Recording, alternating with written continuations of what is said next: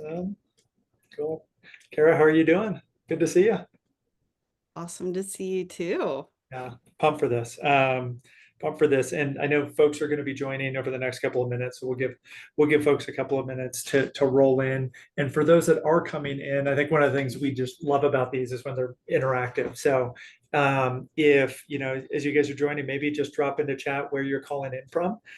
So we can get a sense for where in the country, the folks that are joining us are coming in from. And I'm based in Park City, Utah right now. I'm looking outside at cold but beautiful weather. Feels like we're like You have on. snow, Brandon? We have a little snow. We got our first snow last week, and I think everyone, despite the fact that we're big skiers, we're like a little too soon. Like, let's wait until Thanksgiving. How about you, Kara? Where are you calling in from? I'm calling in from Marin, and I Cool. went on a long walk this morning because um we have rain in seasons here. Yeah. And our rainy season is November and February. I grew up in Kentucky, and this is like was completely foreign to me. Rain, that's November. And I was Yeah, like, totally. You're like, we're in cool. rain season. Alrighty. But we just had our first rains like earlier this week, and Yeah. it's sort of a trigger for all of the trees to start changing colors. And Yeah.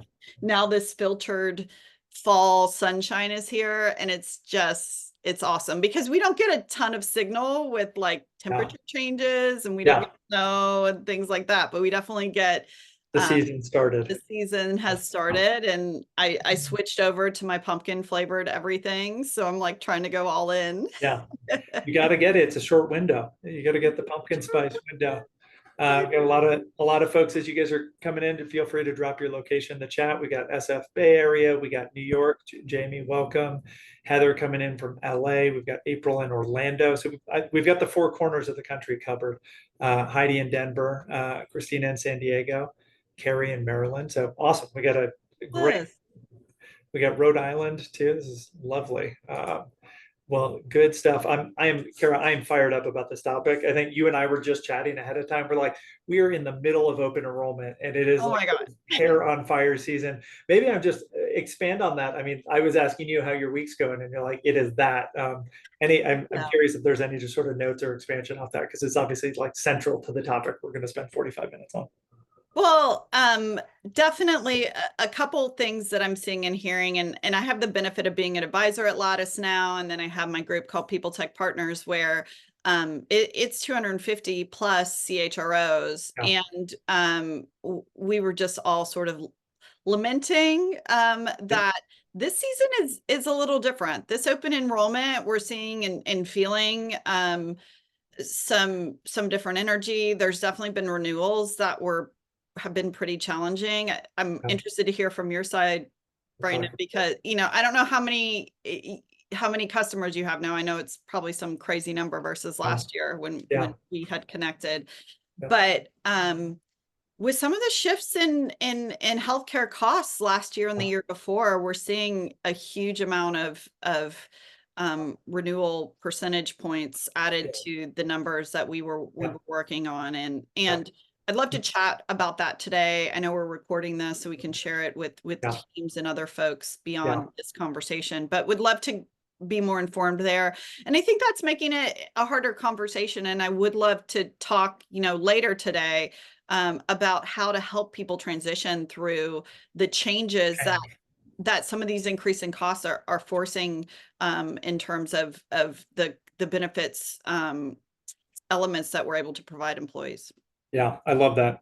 Super on point. And I think we're 4 minutes in. I'm sure we're going to have folks trickling in, but we'll get started. I think those are just super salient. We're going to touch on those things. I think we're at a historically challenging renewal year for most employers. We can talk about why and how to get around it and how important communications are. But one, just maybe rules of the road here. I think Kara and I both love interactive conversations. And so the chat is open. So to the extent that you guys have questions, feedback, reflections, as we're going through this, please don't hesitate to use that. We'll be monitoring it. And where possible, we'll just jump on questions that folks have or comments you all have. Well, awesome. Let's get started. I'm going to kick off just with introductions. Briefly here, I'm Brendan, the CEO and co-founder of Nava Benefits. really pumped to be with you all here. For those of you that are just getting to know Nava, we're the first benefits brokerage oriented around the mission to bring high quality, affordable healthcare to all Americans. We are starting with 160 million Americans that get their healthcare through an employer, purchased by HR teams like you all. And our approach is we're bringing the benefits technology and innovation and playbooks of America's largest employers down market to mid-size employers to help them save money, but also help HR teams deliver those benefits more effectively, get out of the day-to-day administration. And then we step in as the concierge for employees when it comes to any and all questions that they have related to their benefits or how to use their healthcare. And that's all sort of run into a single package as end-to-end benefits partner for growing employers. And I'm just really pumped to be joined by the amazing Cara Brennan Allamano. She's an advisor at Lattice. She was a former chief people officer at Lattice. She's had this amazing career being the chief people officer at highly scaled organizations that have really broken through. And Cara, I'm pumped to have you with me. You and I have a ton of great conversations offline. So finally we get to do it, we get to do it in a webinar format, but maybe I'll hand the mic to you. Spend a minute or two just introducing yourself and your background for folks that don't know you. Yeah, happy to chat. I've been in this world of people for 25 years plus, and the last 15 years have been in high growth companies. So among the companies that I've worked at have been Pinterest and Planet, and took Udemy public, came to Lattice. So have seen a lot, and definitely began my career in the age of personnel files and a lot of manual faxes when it came to benefits. And most recently we just implemented Lattice. We just implemented Nava at Lattice. And to me, I have a fundamental belief that the last leverage point we have on people teams to make our jobs easier, to help us be more effective and efficient in our roles, which is everything we're being asked to do and more, is really just having better tooling. And that has to be a technology-driven solution these days, because the only thing that helps us do this work at scale. So I have spent a lot of time taking a look at what's available out there, and I actually don't spend a lot of time endorsing things outside of the stuff that I feel passionate about, because and in the world that exists right now, our jobs are not going to get easier on the people side of business. We're going to we wanted to be brought to the table. We wanted to be central to decision making, and here we are. The challenge is that our tools have lagged behind some of our counterparts at that table, right? We have finance, we have engineering, we have sales that have really cutting edge next generation tools that have allowed them to deliver for their businesses. And we're just getting to that place on the people side. And Brandon, you probably know this way more than I do, but I feel like of our choices in terms of new tools, it's probably the benefit side that has lagged behind even more. And we know on the people side of business that a lot of that is just, we have a healthcare system that's very invested, and a lot of people that make a lot of money based on the way things are. And we have had transformative change in terms of employees' expectations around their benefits, employees' needs with their benefits. We had a freaking pandemic. In addition to just an external world where people are wanting more. So we want to deliver that. We want to make our employees successful. We know that benefits, besides foundational compensation, is a key value driver for why people are at organizations and want to stay at those organizations. So if we're going to be able to do our jobs and succeed in our roles, it's going to be in partnership with really good platforms. So I'm here to talk about that. And I love to learn alongside you. And you know that when we first started having conversations, we asked really tough questions at Lattice of Nava, because we wanted to do it differently, and we want to be the best in class. So so part of that is sharing today how we got to a comfort level around a next generation of benefits. And most importantly for me is I just want to have a conversation more broadly about how we as people leaders can bring a next generation of benefits to our employees, because that's why we wake up in the morning and do our jobs. I love that. So well said, and thank you, by the way, for the kind words. I think that you touched on a bunch of different themes, and I think there's this it's something that just deeply resonates with me. It's kind of what got me into this game is the power of technology to create leverage for HR teams and for employees when it comes to navigating through this morass of purchasing, evaluating, deploying, administrating, and supporting folks on benefits. So we'll kind of weave through that in the topic of how do you actually build a benefit strategy that employees will actually use. And maybe I'll just set a little bit of context here too, because I think Cara, you keyed it off just really well, which is like we are in the eye of the storm when it comes to benefits renewal season, open enrollment season. Nava's got now north of 400 and change employers that are 75% of them are going through open enrollment right now, that we serve. And the benefits plan itself is now employer's second largest budget line item behind just headcount salaries. Is that it? I'm And not by the way, surprised. like crazy stat, Yeah. like 10 years ago, it was 7 or 8. So it's gone from 7 or 8 to number 2 in less than 10 years due to two things. One is just a spiraling kind of like cost of healthcare. You talked about GLP-1s and all sort of the inputs to healthcare inflation, but then also the benefits category is growing exponentially. There is a new subcategory of benefits, caregiving services, digital mental health, new kinds of fertility, family support. And so the actual benefits bucket is growing really quickly as well. And so, super important. And I think we'll talk about how important it is to employee retention and satisfaction.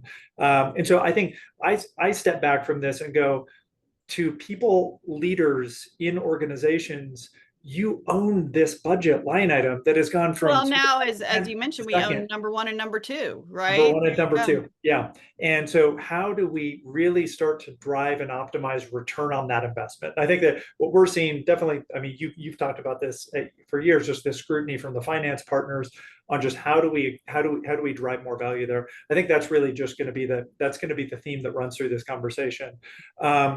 Maybe before we dive into sort of the kind of tactics, I'd love to get your take on just how the benefits landscape has shifted. I think it's super interesting. We all know that employees are very invested in their benefits. How have you seen those expectations evolve over the last 5 years? What are the big kind of themes that go from then to now?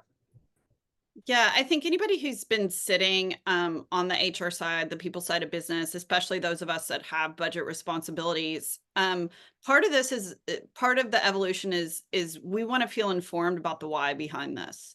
Hmm. And so I've been asking a lot of questions, and the things that have that my fellow CHROs, that folks who are at benefits providers have shared, and this resonates with me, is a couple different things.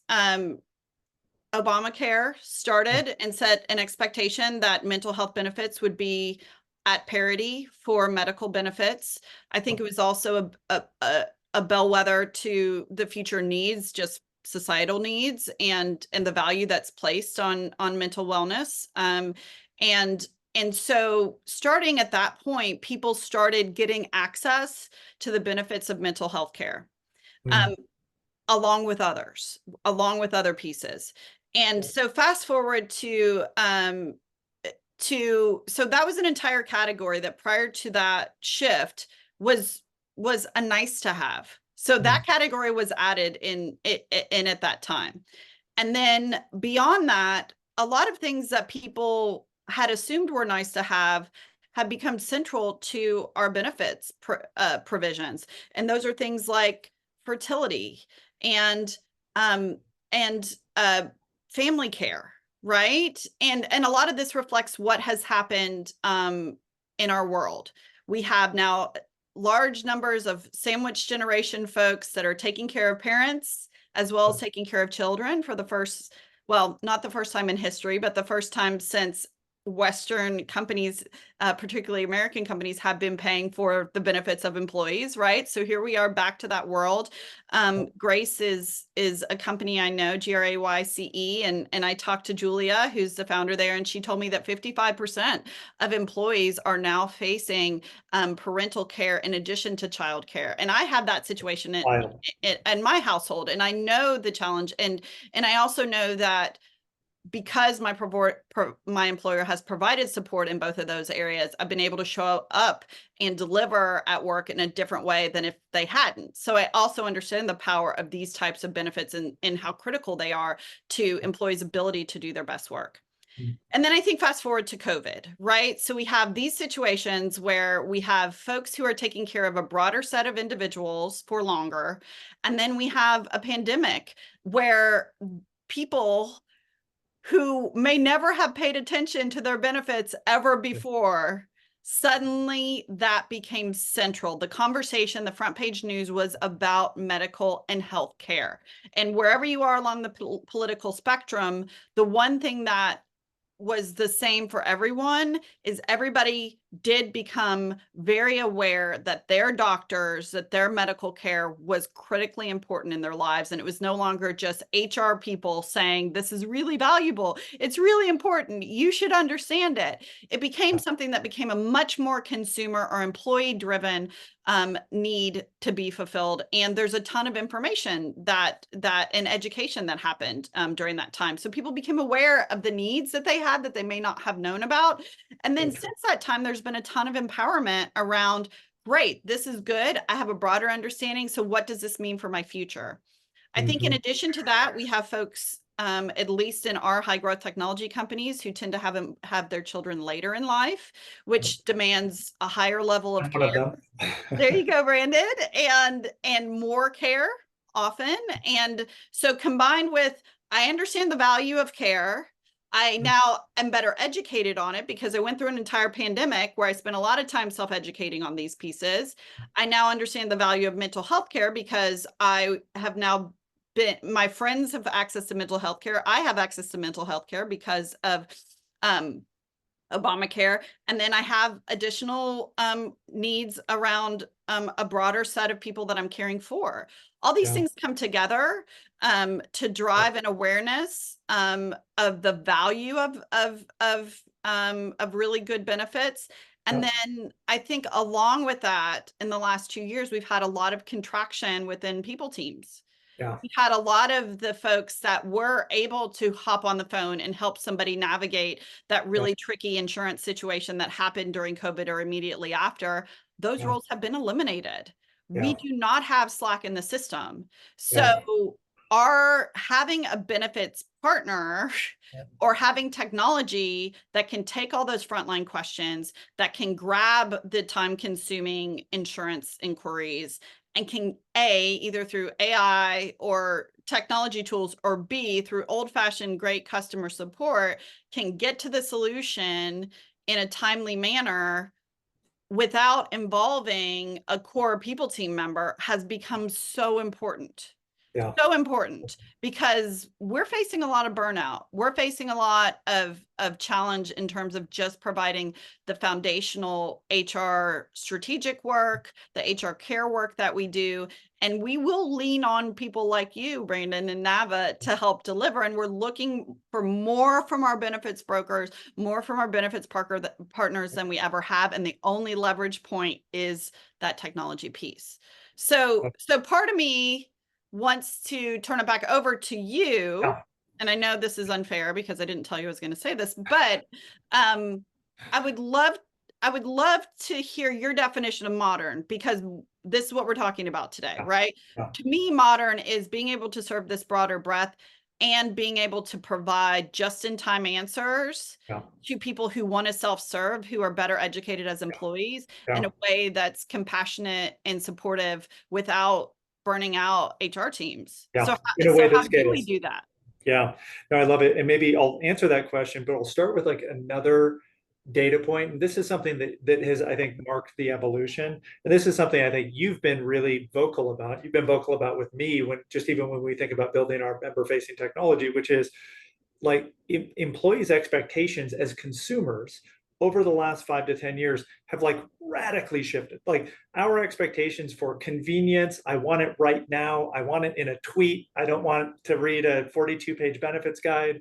I want right now, really easy to consume. And that is basically that is basically what they are getting served in every other aspect of their consumer life, right? Yeah. Whether it's buying a thing, whether it's signing up for a service, whether it's, signing up for a yoga class, right? So that, like, that's Yeah. the shift in expectations.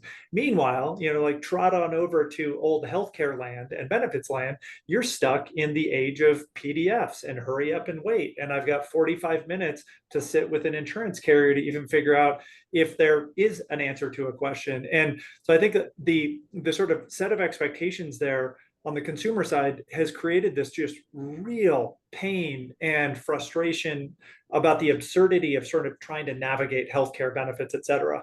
And so I think that's another driving force for change here. And so back to your point on, like, the question to me is like, what is this sort of definition of modern, and what's changing? I think is it's sort of meeting the member where they need to be met right now, which is we are like, it is absolutely paramount to providing people with answers to their questions and with support and advocacy kind of 24/7 when they need it. And I think that the really interesting thing that has been happening is, like, HR teams are basically filled with heroes that are trying to do heroics. And you just can't do the kind of heroics that you need to do at scale when you've got more things on your plate, a shrinking set of resources inside of your team, and actually a lot more complexity we're just talking about benefits now, in the benefits landscape, health insurance, all of these long list of benefits that are offering.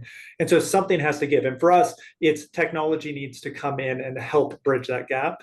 And, so where we're really focused is, from the members' perspective, is stepping in and taking over for the HR teams and people operations teams that we serve, what we call just like the day-to-day concierge level experience that employees need to get, from choosing their benefits all the way through to using them, and any questions that they have in between. And so that looks like, AI answering questions in real time that are personalized based on my own benefits elections, that aren't generalistic. They know what elections I've made. Advocacy, being able to sort of take a question all the way to the finish line. And we're doing really cool stuff at scale. Like, we are renegotiating medical bills on behalf of employees at scale. Like, we are getting prior authorizations unblocked at scale. Those kinds of things that when an HR team sort of gets that hot potato, it's a really scary one. And you're sort of a combination of Googling and calling your broker, and there's this game of telephone. And we think technology is increasingly going to be the sort of like leverage, that you can deploy to get those questions answered. So I think that there's this kind of high level view of I need to get questions to my employees answered, like, in real time at scale. And we think about the power of sort of getting the HR team out of the day-to-day there. They really need to be at a high level. They need to understand what their employees are asking about. And so I think the cool thing is being able to round trip what we call like the analytics behind that, to go, here's what your employees are stuck with. Here's what they're confused by. We're getting a lot of questions around mental health. We're getting a lot of questions around this specific vendor. Let's actually do some education there. And I think that's where the puck is going. It's like really easy real-time self-service, but then also advocacy and support, as we sort of move down that continuum.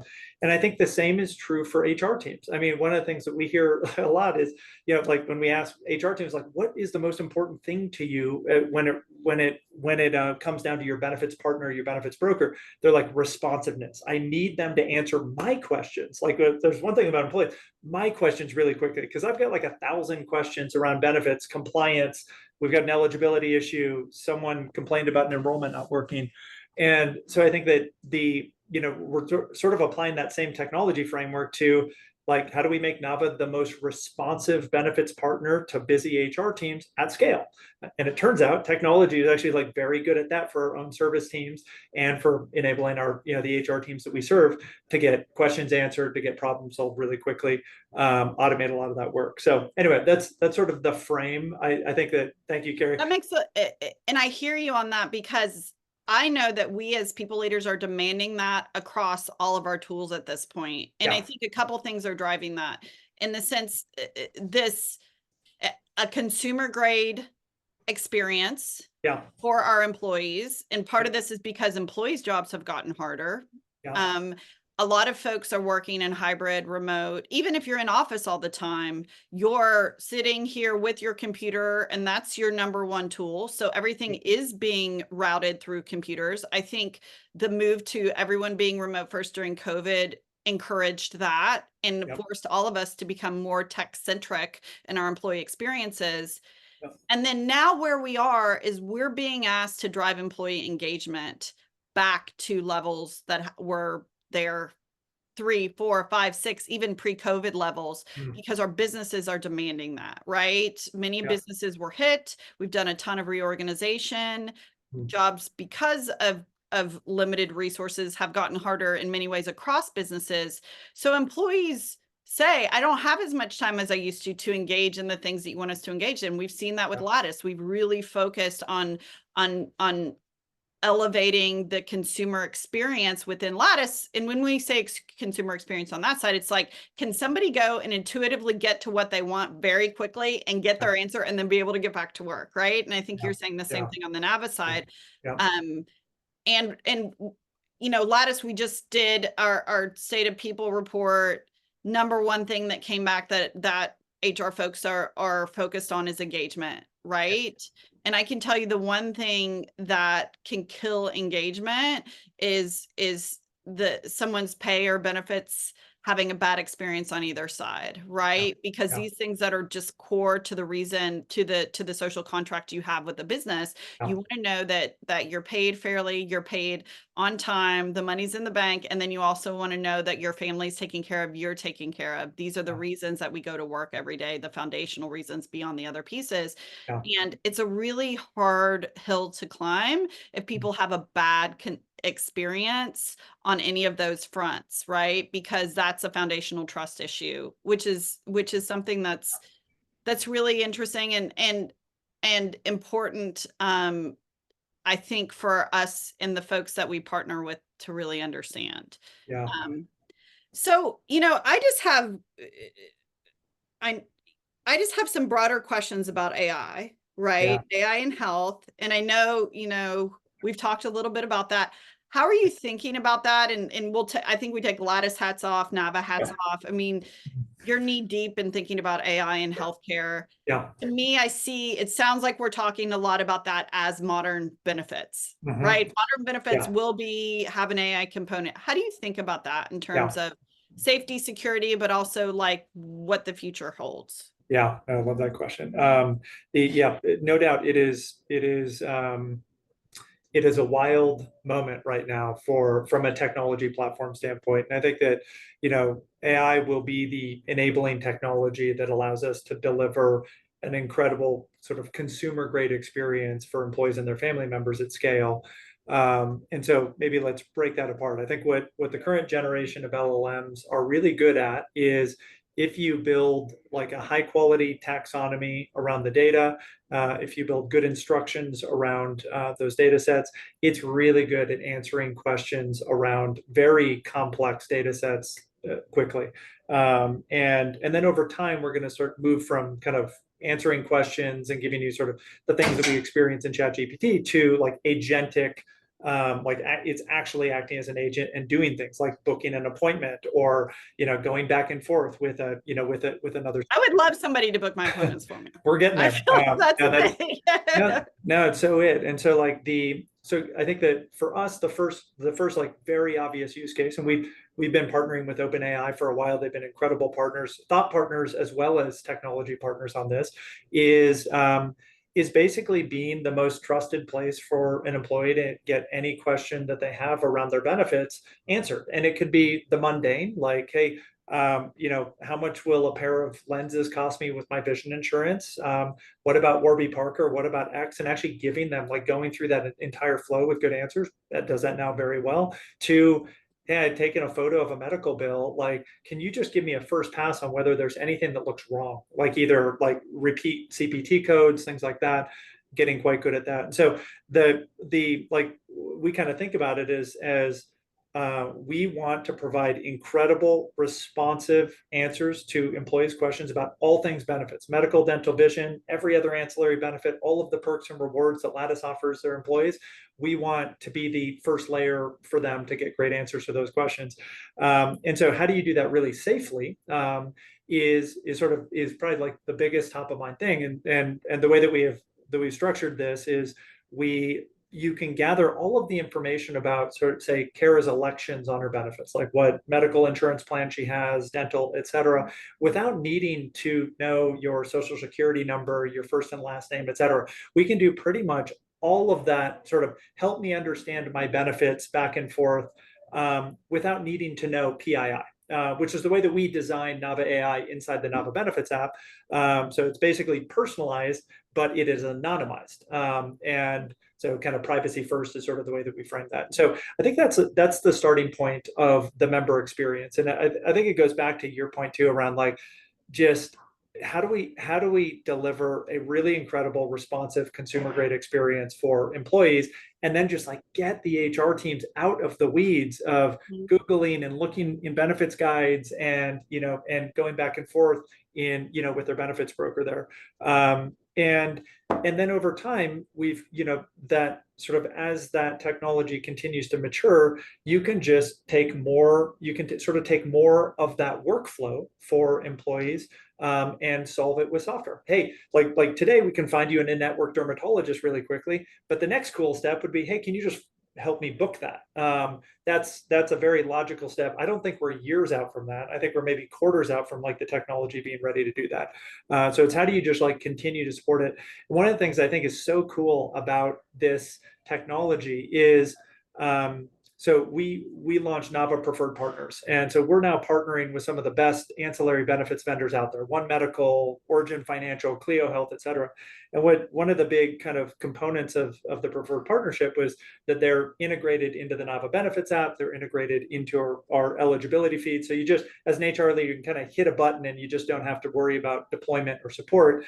And when you educate the AI on Clio Health's documents, all of its README, all of its background help, FAQs, et cetera, we can do a really good job of answering any employee questions around, hey, how do I use Clio Health? Like, how does it work? What are nuanced questions to be answered? So it's a really scalable way to provide great context and answers to folks across lots of different types of benefits, from leave plans to ancillary to medical plan stuff. So that's on the member experience side of things. I think I'll just say one other thing when I think about the power of AI is, lean HR teams have got to get out of the weeds of doing manual labor as it relates to benefits. And so things that we're passionate about, which may be super boring to people on this call, are like, someone needs to audit your insurance carrier bills for errors and fix those errors. Like, can I note that, like, that is awful. yeah, That is, and I have spent many hours doing that because it is a value add, right? It's a value add, and it's important. It's part of what we want to be able to deliver for our organizations, but it's not the return on investment if I'm sitting down and really engaging and coaching a manager or working, on strategy pieces. It's I mean, it's like it's work that I wouldn't wish on my worst enemy, in terms of having to go through that manual reconciliation. It's super complex, especially when you think about it across all lines of coverage.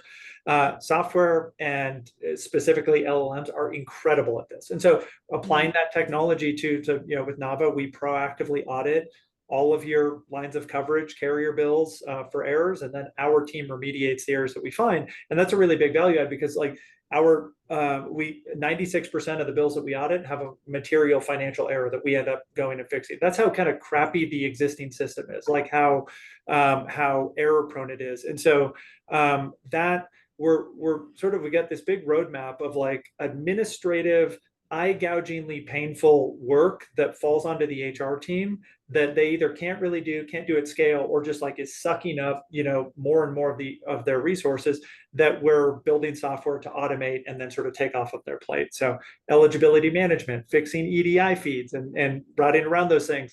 We like building our own sort of connectivity. Like, Nava's integrated with, I think, 22 different HRISs and ben admins, so it just automatically works. We take that data and we make sure it gets to the insurance carriers and the various vendors.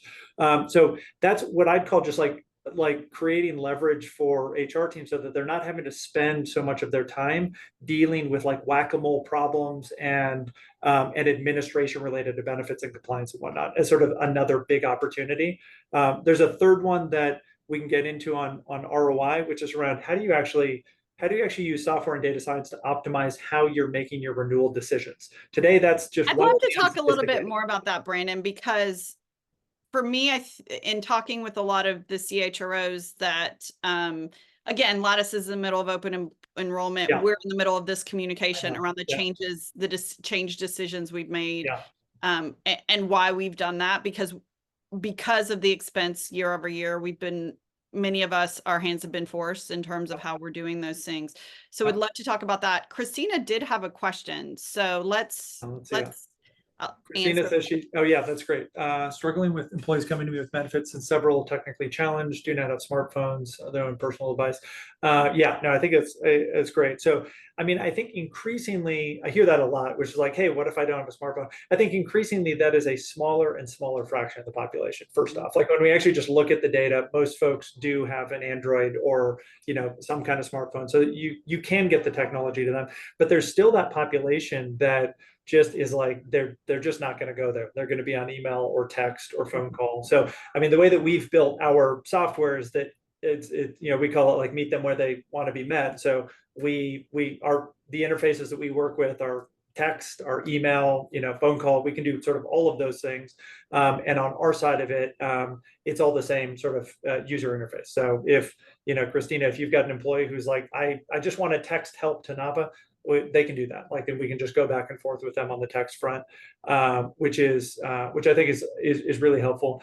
I think another thing that we find is just how do you get like bite-sized sort of video and multimedia content to those folks just to give them really quick answers to questions. And so that's something that we're doing. I think we're in, for better or for worse, we're in like the TikTok generation and age where people are like, what's a deductible? How does an HSA work? I want to know in 60 seconds. And so that's an area like our benefits communications team is like really just excellent at like what we call like just packaged bites of content that we distribute through the Nava Benefits app that we distribute through those other channels.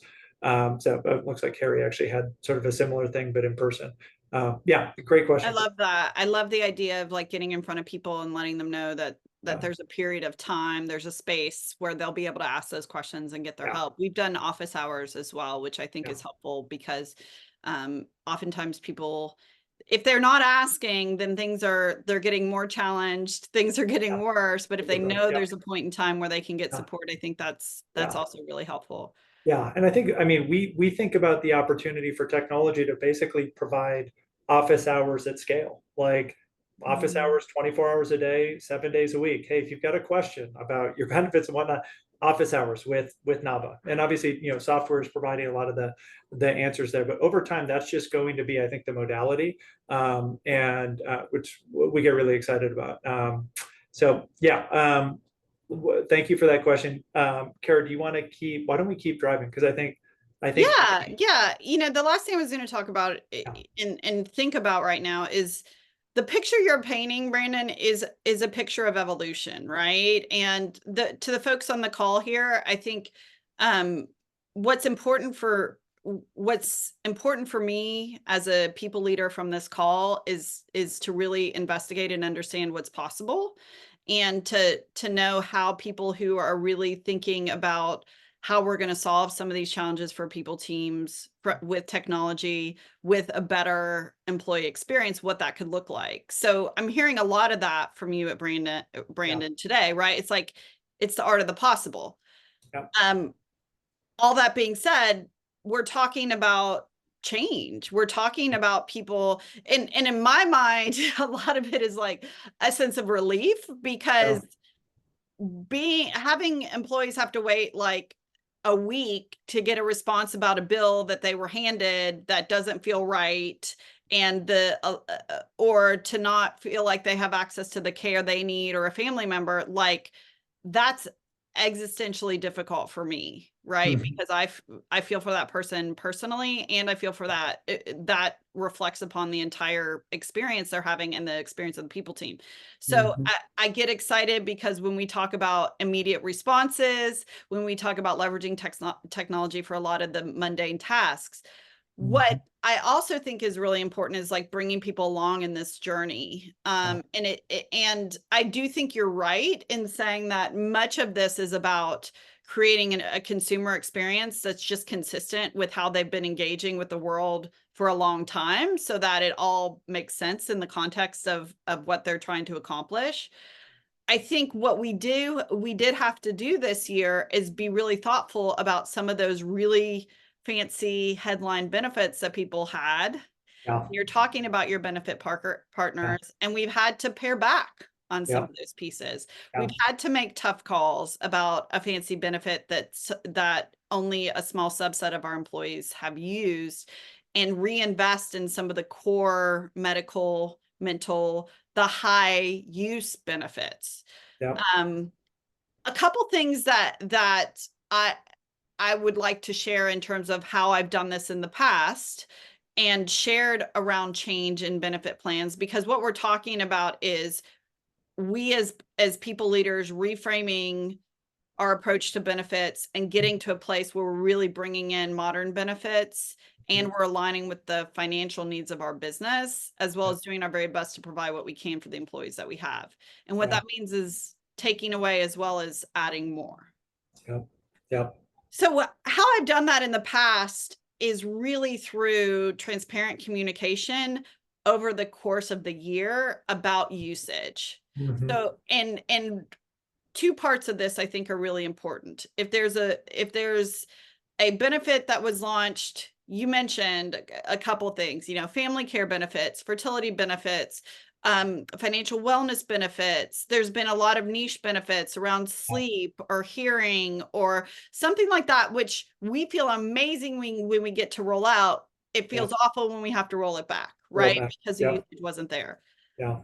What I think, and how I've handled this in the past is doing our best to articulate usage. Right, we have 8% of our employee base that are using this. We have 11% of our employee base. We have 15% Yeah. of our employee base that are using this. And articulating a threshold within a company of what good looks like and what we're looking for in terms of a usage number. Yeah. Different companies have different thresholds. It's often between 15 and 30% that would make sense when you're going to your CFO and saying, we should renew this for the next year. We should spend this money again. And the challenge I always had was like, I wouldn't necessarily get a lot of usage information over the course of the year. So I'd love to know how you think about that and how you're thinking about that with your partners. Yeah. And then I do think it's really important to have that avenue where you're informing people in the moment about what benefits they have available and what they can use, because it has been really disappointing to me when I've had somebody come and say, I need to take a leave of absence. I or my family is struggling with this. And I'd be like, darn it. Like, if you had told me this 3 months ago, we could have hooked you up with this benefit solution that could have changed the course of this particular challenge that you or your family are facing, and not get to a place where you're having to take a leave and go deeper on this. Yeah. So a lot in there. Okay. But as we're talking about managing through change, I do think we're entering a new era where employees, in order to maintain employee engagement, it is about communicating around all the different parts of your benefits, the good and the parts where Yeah. employees aren't leveraging a benefit and Yeah. it's not a return on investment for the business. So by the time you come to open enrollment, it's not a bunch of Yeah. tears and people throwing up their hands and people feeling really upset about a loss of a benefit. You're able Mhm. to inform people along the way. Yeah. So Love what that. do you have Mhm. ideas around that? How have you Yeah. enabled people in seats like mine over the course of the year to let people know the benefits that are available to them, as well Yeah. as the usage level around, so that they can understand the value to the business Yeah, and and to communicate it. themselves? Yeah, yeah, I love that. I think there's a ton of change management happening now for the reasons that you talked about. I think Kaiser Family Foundation just released their expected 24-25 medical insurance renewal numbers, and it's like the highest they've been in 10 years. It's, if you're a mid-sized employer, they're expecting like an 8 to 10% on average medical trend. Obviously, we're seeing lots of folks in the upper, kind of well above that. So there's a lot of, budgetary kind of constraints that folks are working with. I think one of the best practices that we, because we're partnering with our HR teams on not just building the business case around the renewal strategy, but it's the communication strategy back to the employees. I think a big thing it starts at sort of the very beginning of adding a new benefit and framing sort of every new benefit as it's an experiment that we're going to run and we're going to constantly test. And so that framing is really important for sort of putting yourself in a position to go, and if it's not working out, we're going to make changes and sort of like reserve the right to continue iterating. And that is something that's super important and kind of oftentimes surprisingly missed. It's sort of they get that we're doing a thing and we're never looking back. Whereas actually it always is a bit of an unknown. It's like, and so I think what best practice looks like when you're rolling out a new benefit is like, hey, here's the goal of this benefit. Here's what great looks like for us in terms of usage, and just reminder, we're going to always evaluate where we're at on engagement and ROI, and we're going to make decisions there. So that just creates a little bit of space for the team to navigate. And then yeah, when it comes down to sort of the kind of the monitoring, I think we really believe in you got to start first with the engagement usage data. And so that's built into our quarterly business reviews. It's like, hey, what are the metrics with this financial wellness, this caregiving services, this point solution picket? How are they trending relative to the goal? And we usually set a goal around every single net new benefit that we're offering. What does success look like here for this? And it's usually an engagement score is kind of a core component of it, so that the HR team sort of know what's coming quarter over quarter before we get into the thick of renewal strategy and making the call. And then I couldn't agree with you more on explaining it to the team. I mean, our employees are really smart people, honestly. Like when you give them the information on, hey, this was the hypothesis that we had, this is what success looked like, we're well below that right now, so right now it's just not a good return on investment, here's what we're doing and why, and here's how we're reinvesting those dollars. And that might be into, hey, like actually not changing our contributions for medical, or taking the increase. That closed loop, I think, helps the people not go up in arms and freak out about it. And yeah, I think those are super important kind of best practices. I think there's another point too, which is like you can drive engagement, and that's sort of our big belief is like one of the keys to we talked about this is really about how do you build a benefits program that people actually use. It's the importance of sort of like constant communication, lowering the friction and the barriers to entry to using these different benefits. And this is where why we've made such a big bet in member experience, and we've made such a big bet in trying to create a zero friction environment for someone to go, well, how do I use that fertility benefit? How do I go from step 0 to step 1? How do I sign up for one medical, or like pick the thing? And making that first couple of steps like breathlessly easy versus a wall, right? And I'm a believer. I might be in the minority here. I'm a believer that like the PDF benefits guide and the 42-page open enrollment PowerPoint is going to be a thing of the past. It is just an artifact of an old world of communicating information. And I want to get the HR teams out of the business of needing to spend so much time on those things, and really focusing on what the job to be done is, which is get people answers to questions about the specific thing that they have right in the moment.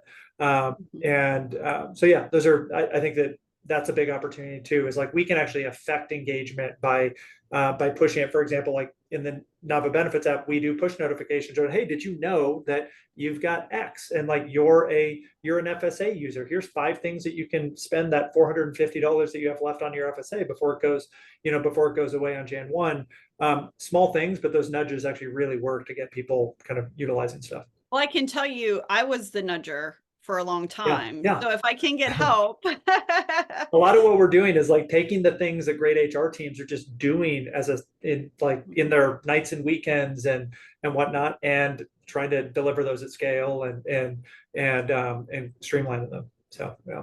That's what I'm hearing. And Yeah. and I do think it's aligning with the behaviors that we want to drive with employees, which is employees self-engaging and wanting to educate for themselves, and also feeling really supported when something comes up. And I think that's something that trusting a partner and having it as easy on your phone that you're talking about that really matters to folks. And I don't see it replacing our work as an HR leader, or HR folks.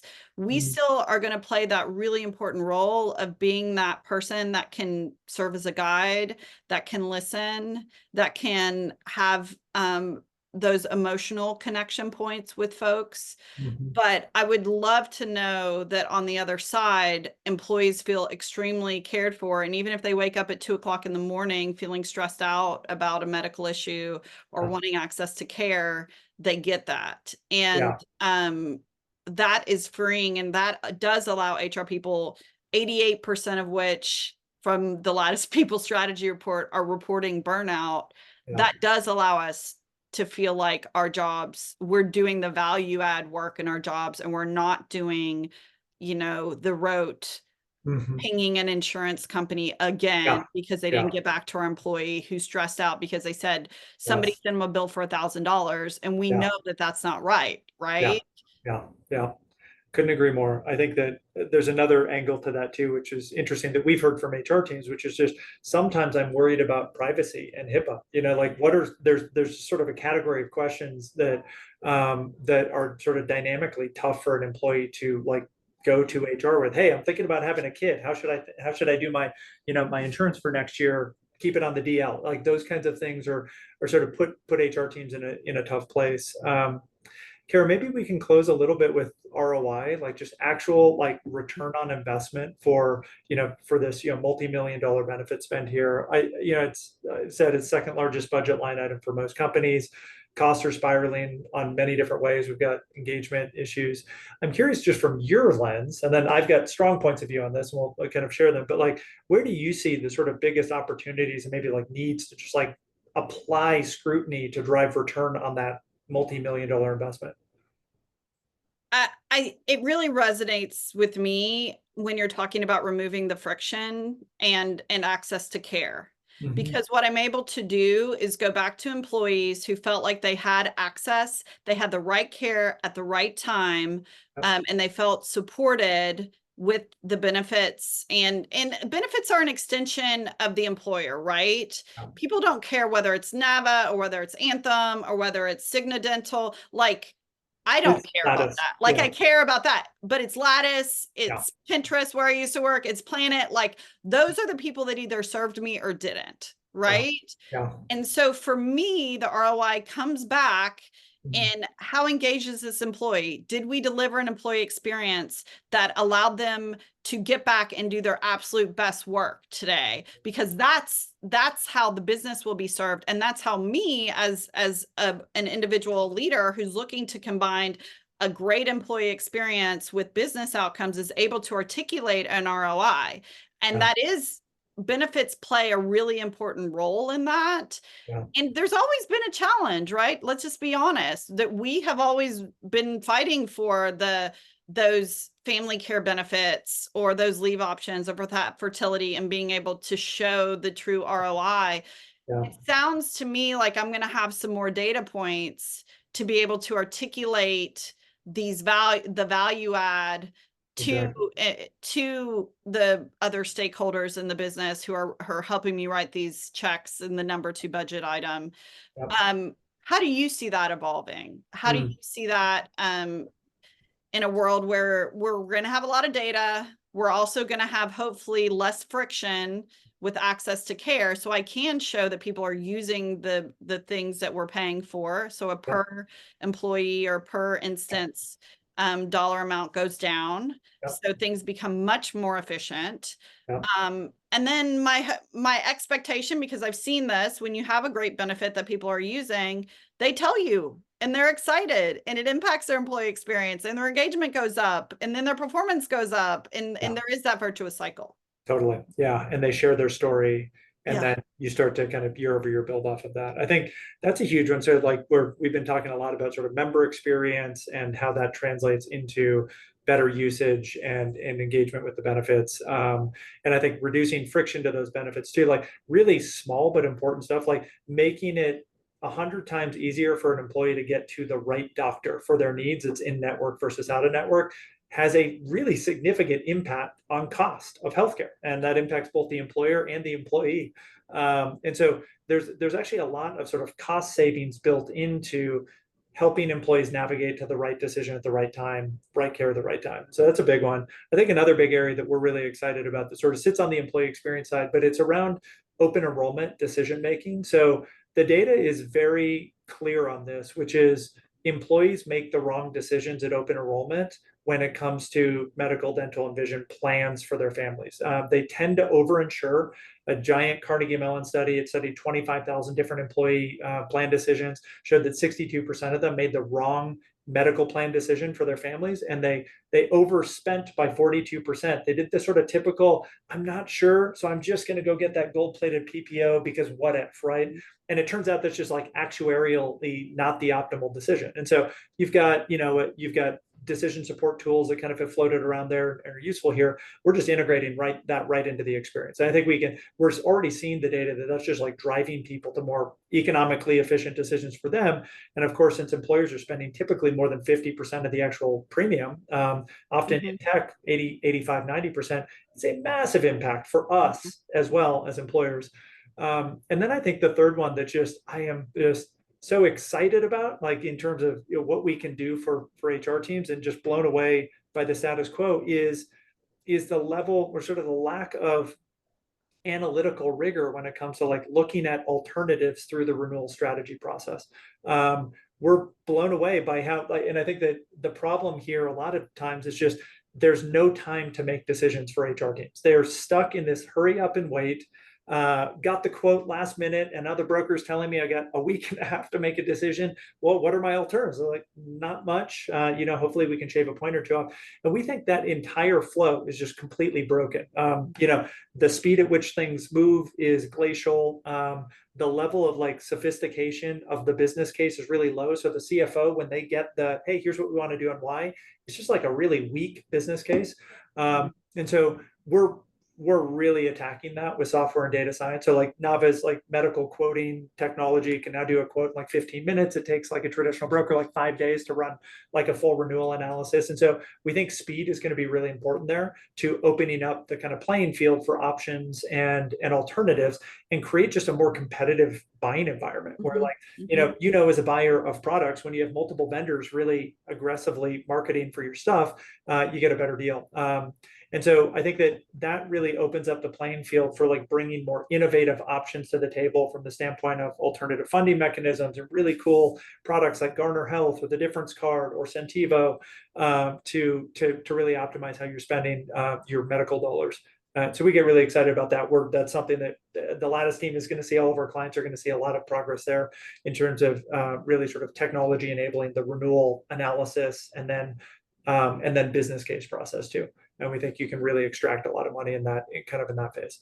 Cara, I love that, Brandon. Yeah, I'm curious. I'm curious to get your thoughts. The decision making, that's where it all starts, right? And if you make a bad decision, then you get a year to have to deal with that fallout. And like you said, and the risk is extreme. The risk both to the credibility of the people team and the total rewards leader is extreme, in addition to the business risk with such a large line item from a budget perspective, where 1% and 2% can really have an impact on profitability or business outcomes. So I hear what you're saying, and I think all of us at the end of the day, we want to be able to do the most for our employees, and doing the most means is starting in that negotiation stage and finding the best options. Yeah, 100%. I love it. I know we've got 2 minutes, so I think, well, why don't we wrap up here? I think this is great conversation. I love talking with you, Cara. And I just wanted to share with everybody here, the intention of this conversation is really, again, to explore what the possible is. And, we chose Nava as our broker this year after talking to a lot of other brokers and pushing on, sort of asking the same questions and not getting the answers that we wanted. And so again, I want everybody whether it's Nava, whether it's another broker, I think all of us in our seat should feel the agency to push on these things, because this is our leverage point. This is where we need to be able to get our time back and be able to make really good decisions, because ultimately it impacts the lives of the employees that we work for and work with. So I really just want to say thank you, Brandon, and thank you for like risking it all. You're a founder, you're putting it out there with these ideas about how you can make it better and your team can make it better. And I just want to encourage the rest of us to think bigger and ask more of folks that are really really owning this piece of benefits, which is the health and welfare of the people that we care about. I think that's the best call to action, is apply pressure and extract more value out of that partnership, because you deserve it, you need it, and there's a lot more that I think they can deliver and can be delivered. Awesome. Before we wrap, a couple of cool things. So Lattice, so Cara's talked about the State of People Strategy Report. Really amazing data, massive data set, people leaders. We'll share out a link to that for the folks that have attended. And then we've also got the Nava Employee Benefit Survey template too, which is something that's like, you got to get data from your employees around sort of benefits needs and wants. We've crowdsourced what we think about as sort of a truly kind of a best practice approach to doing that. And if you want to talk more about benefit strategy, you can reach out to me at brandon@navabenefits.com. And with any questions, we'll get you hooked up. And really great conversation. Great to be with all of you. And Cara, thanks so much for the time. It was fun. Thanks, folks. Okay, talk to you soon. Good luck out there. See you, everyone.